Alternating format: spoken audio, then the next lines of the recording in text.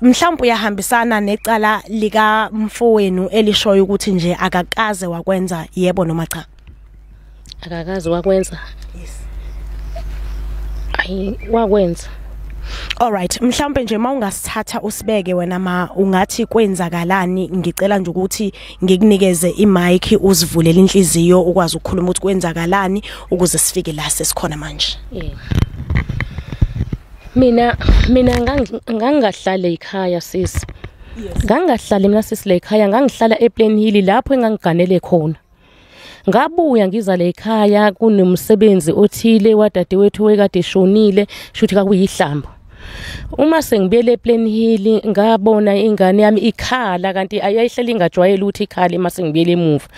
Wakhala lo mntwana wakhala efuna ukuhamba nami ngathi hayi angicenga umani akamvumele ngoba phela umani wesengafuni ngihambe nalomntwana.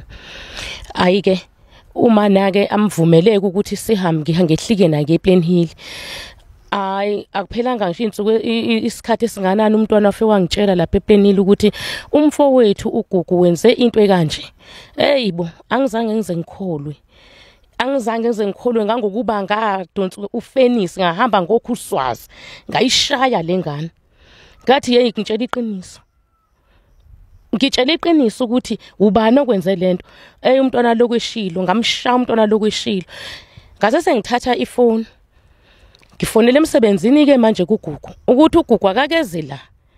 Kumina ke manje sike sizoxoxa naye khona lapha ePlainhill ngoba sasingasekho la ekhaya. Afike uGugu ngimbuza. Gugu ingane ngitshela ukuthi nokuthi. Hey sisi angizange ngikholwe impendulo angiphendula ngayo uGugu. Wathi nje ngikwenzile. Ngiyaxolisa makanonhle. Yonke lento engiyenzile ngiyenzisa uSathane. Ngihlasele uSathane.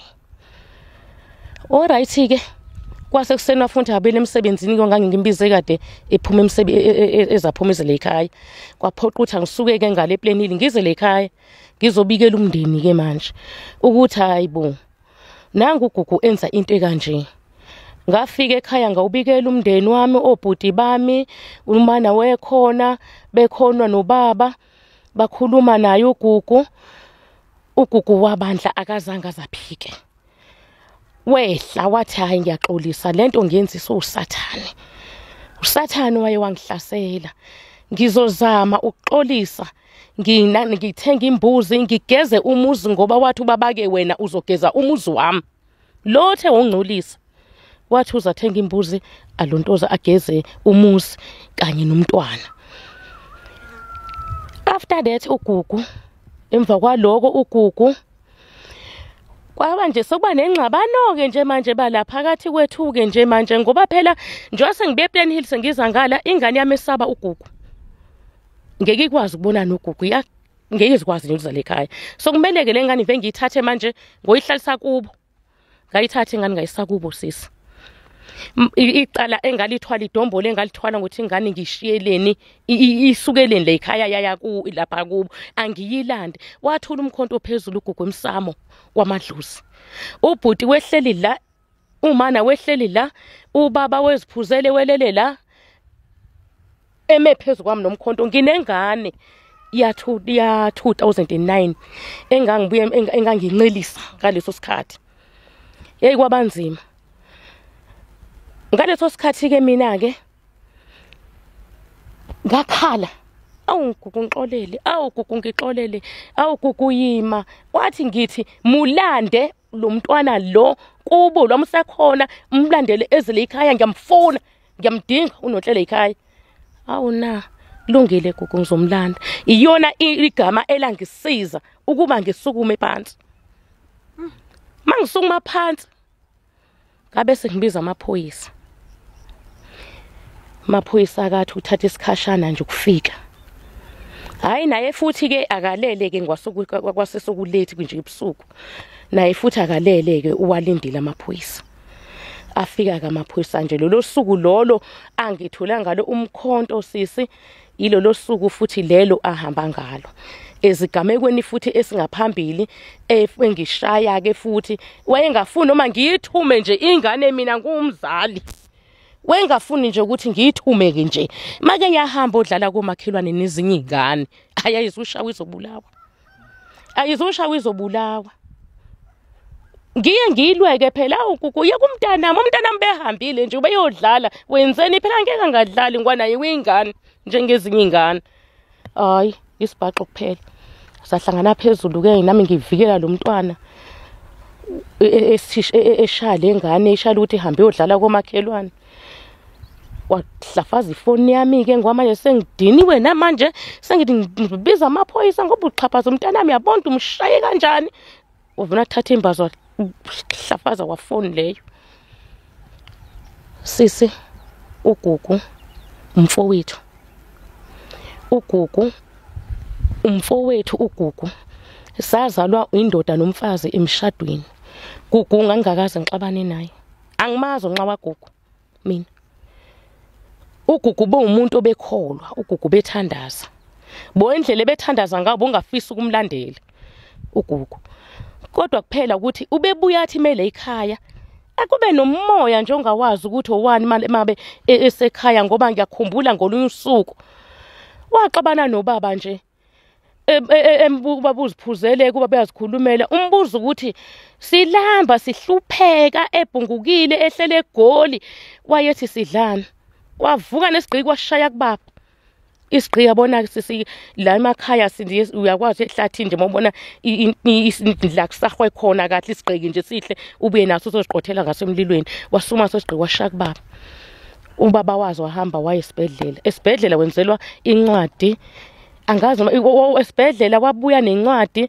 ethi akambophe ugugu wathumana awu baba mtsiyadzika babake uze ungambophi umntanami ungamubophi muxolele sonke ke sasamxolisela ke ngoba kwakuyiphutha lokuqala lelo sasilibona ngaso sikhathi kanti uzodlulela phambili enze futhi elinye iphutha kodwa yena ugugu ayikho into eyingxabano eyake yakhona phakathi kwami naye nalemndeni nje singane zomfazi oyedwa nendoda futhi eyodwa kwaba yilo sathani ke nje lo wamfikela kanjalo njengoba wachaza ukuthi usathani futhi owubonakala ngivela ukuthi lento uyisathani ethe yehlikela kuthina kulomndeni wethu sibe nebhadi ibhadi lazokwehla ngomuntu okholwa kangaka. Alright, masixolise kakhulu ngako konke odlule kuko. Mhlambe manizama ukubheka ngoba nithi ube umuntu ongaxabani kakhulu nabantu kodwa kulezi gameke ezizenzeka mhlambe ingakhona indlela enithi nikhuliswe ngayo mhlambe eyenza ukuthi yena yedwa abe umuntu ongathuba nolaka sometimes okanye oye enze nje izinto masezenzekile zibe exaggerated kakhulu. Sisi njengoba sengichazile nje ukuthi ugugu ube umuntu right elungile besibambisana naye la ekhaya sisebenza sobabili efemini sihlanganisa imali senze lonto esiyenza sithenga ukudla ugugu umuntu besiphilelana naye thina sike emakhaya la sibanda ngisho udaka bengithi mangiqala ngibanda indlu sibe siplanile ukuthi uyaqala manje ucinta igceke siphathene njengengane nje zandawonye njengisho usho ukuthi nje uwahlaselwa ngempela yilo sathana uwamhlasela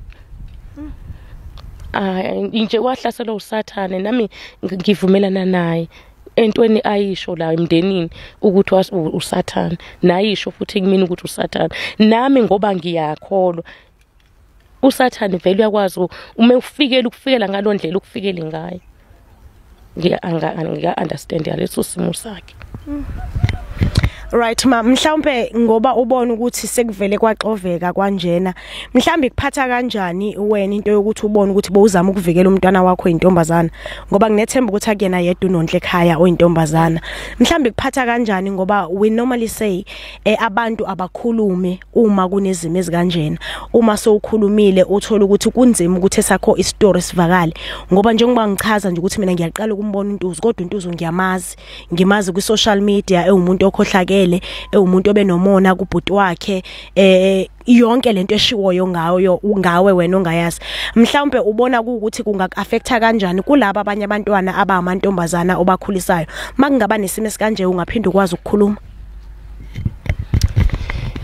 Bandla sisi, angifuni uqamba amanga, ngifunde esinye isifundo ukuthi mawusukumela ingane eyintombazane wahamba waye emaphoyiseni kuyaphoqa ukuthi yangoba isukubuhlungu inhliziyo yakho, kodwa egcineni wena oba umuntu omubi. Zikhona ingane la ekhaya zamantombazane ezikhulayo, enye ina 8 years enye ina 9 ezabafowethu, kodwa ama ingafiki ithi anti nangu umuntu la ngaphandle udlala ngami.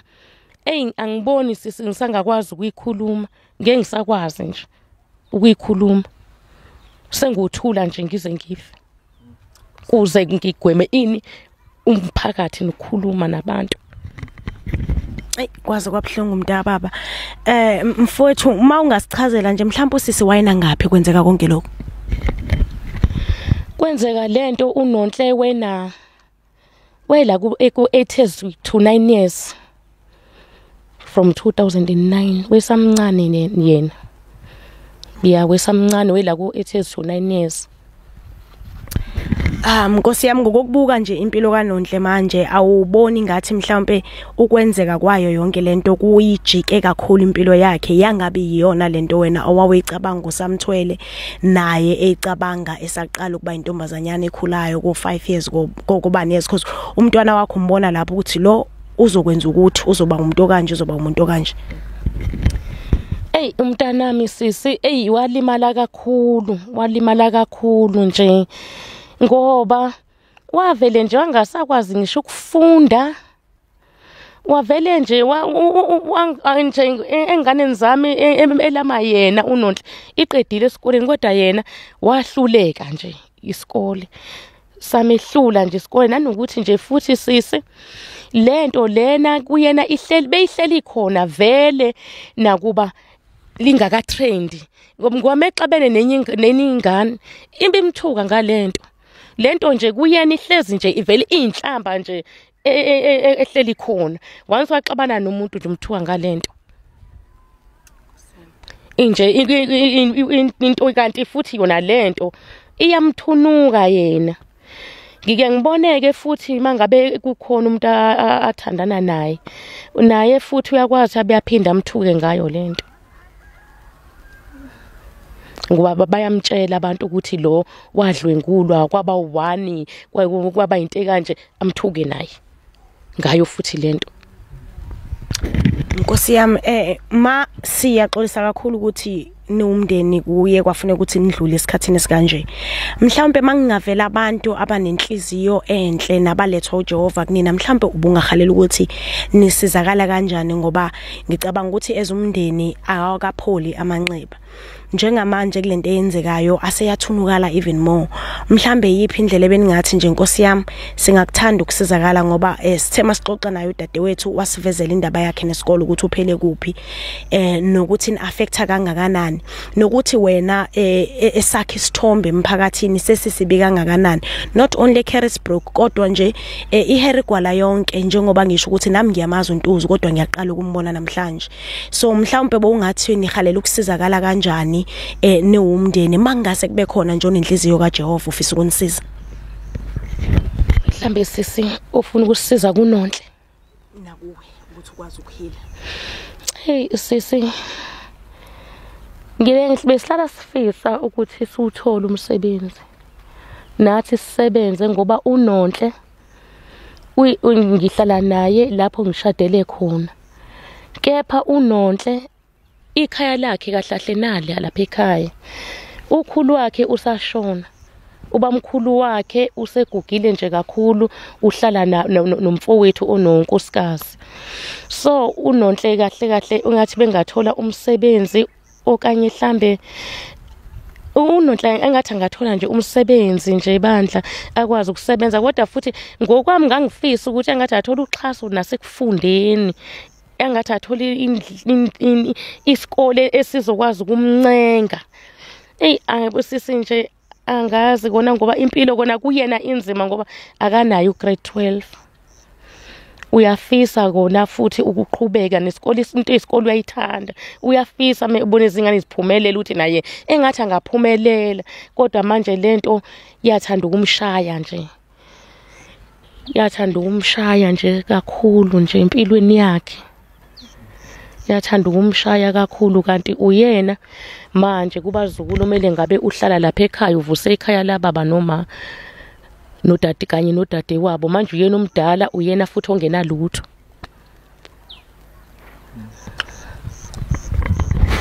Mawami sibonge kakhulu umyalezo wakho thina sodlulisa. Mhlawumbe bowungathini kubantu nje jikelele ngendlela esiphawula ngayo ezimeni esingenazo esingenalo iqiniso eliphelele ngazo noma ezimeni mhlawumbe esingakaze thina sadlula kuzo ngoba sikakaze sadlula entweni enjena kodwa siyabantu bokuqalwa ukwazi ukuthi bekungamele kubenje bekumele kubenje. Mhlawumbe ungathini nje mawusiqwashisa ngoba nginethemba lokuthi akubi nomthelela omuhle empilweni yomuntu kuyamlimaza kakhulu kumphindelele.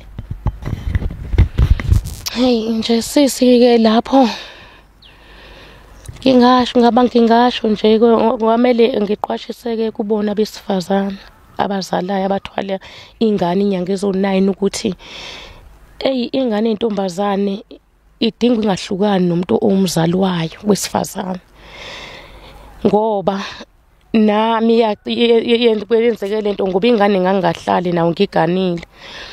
Baye bathi abazali mangabe ugana ingane ozalile ekhaya zishiye ekhaya uhambe kepha mina ngingathanda ukushayeka so nginto engayisho nje kubona wathi nje ingane yentombazane iyayidinga ukuhlukana nomzali wayo wesifazane ngoba isho ukuthi ingane ebuye engadlala nje abafana. Angazi nje ngingathini futhi ngizothini kodwa ingane yentombazane ingane edinga ukugadwa ihlale nomuntu wesifazane onelihlo ukwazi ukuthi asheshabone izinto ngoba mina ngaphuza ukubona ngoba ngangingahleli eduze komntanami. Right, siyabonga kakhulu ma umbuzo nje wokugcina bengingafisa ukwazi ukuthi makwenzeka mhlawumbe ukuthi uyabuya noma ngokusasa ubhuti ni ubudlelwane benu busengaqhubeka kulula kangakanani ukuthi umxolele niphinde nihlale phansi nomndeni nibonisane. Sisi njengoba sengishiya ngike ngasho eqaleni ukuthi lo muntu lo uGugu owa1979 mina ngwa1982 siyalamana noGugu mina ngilama uGugu sisi njengoba ngilama uGugu mina lento ngesikhathi yenzeka ngaba nomadida engqondo yami ukuthi into engizoyithini lena ngoba uGugu menza kanti ungiqedela ikhaya uyezwa sisi ngaze ngathini uGugu mangabe kufanele ngimxolele mina kumele ngimxolele ngoba mengaxolelwa umina ubani umxolele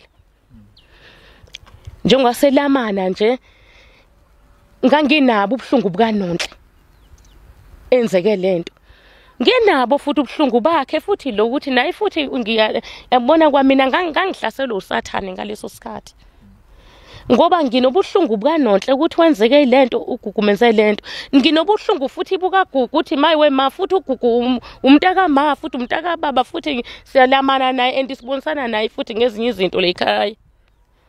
So mina sisinto engishoyo uGugu maye ezehlisa ngingamxolela mina uGugu ngingamxolela futhi mina uGugu hayi ukuthi ngingamxolela manje ngoba sokunalisimo sokuthi mawukuthi kumele ukuthi aphume mina kade nje ngamxolela uGugu sengamxolela nje kudala ngoba nami futhi sisibe sengifisa ukuthi uGugu aphume kule ndawo ahleli kuyona kuukuthi ngenxa ukuthi angifundanga angazi ukuthi mangabe ngifuna manje ukungena imibhudu nemibhudu ngingenza kanjani yabo ngoba la khona la ekhaya emndenini besibuye sihlale phansi sikhuluma uthe madoda hayi kona usehlalile lapha usedinga ukuthi abuye phela naye azoqhubha impilo yakhe naye kodwa kuukuthi ke mawungafunda ngaso sonke isikhathi uhlala uphanishekile ngoba manje uyafisa ukuyenza into owazi usukubhenga lapha nje ngichaza ukuthi uxolo ke kumina